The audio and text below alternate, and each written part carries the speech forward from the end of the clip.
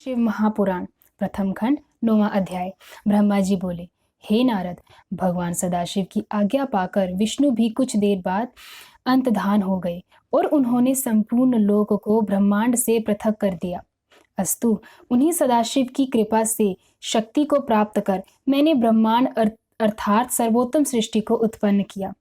अब मैं तुमसे जीवों की उत्पत्ति का वर्णन करता हूँ कि वे प्रकृति और पुरुष द्वारा किस प्रकार उत्पन्न होते हैं।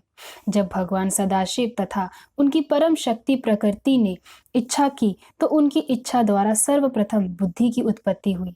उस महतत्व से अहंकार से सतोगुण, रजोगुण तथा तमोगुण की उत्पत्ति हुई। इन तीन गुणों द्वारा पृथ्वी एवं आकाश उत्पन्न हुए। इसी प्रकार क्रमानुसार देवता, मनुष्य आदि योनियों की उत्पत्ति हुई। फिर मैंने भगवान सदाशिव के चरणों का ध्यान धरकर सर्वप्रथम सनक, सनंदन, सनातन, सनत कुमार एवं रिभु इन 5 मनुष्यों को उत्पन्न किया। ये सब भगवान सदाशिव का ध्यान धरने के अतिरिक्त और कुछ नहीं जानते थे। इन्होंने मुझसे यह कहा कि हम लोग सृष्टि उत्पन्न करने का काम नहीं करेंगे। इस अवज्ञा को देखकर मुझे उनके ऊपर बहुत क्रोध आया, परंतु विष्णु जी के समझाने पर मैंने उस क्रोध को शांत कर लिया। तत्पश्चात मैंने परिश्रम पूर्वक बहुत समय तक तपस्या की, परंतु जब उस तपस्या का कोई फल ना निकला तो मुझे उस अपने मन में बहुत आश्चर्य हुआ।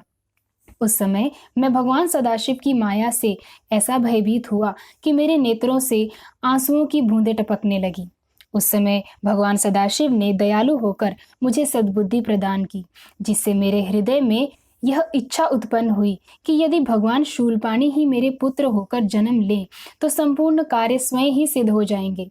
इस बात को मन में रखकर मैं फिर कुछ समय तक योगा समाधि में लीन हो गया। मेरी उस तपस्या से भगवान सदाशिव अत्यंत प्रसन्न हुए और सृष्टि की वृद्धि करने के लिए उन्होंने मेरी बोह के निचले भाग से अवतार ग्रहण किया।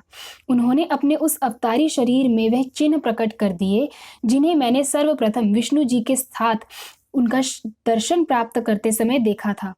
इस प्रकार उन्होंने मेरी सहायता करने के हेतु अवतार ग्रहण किया। ऐसी ही कथाओं को सुनने के लिए मेरी वीडियोस को लाइक करें, शेयर करें और मेरे चैनल को सब्सक्राइब करें। धन्यवाद।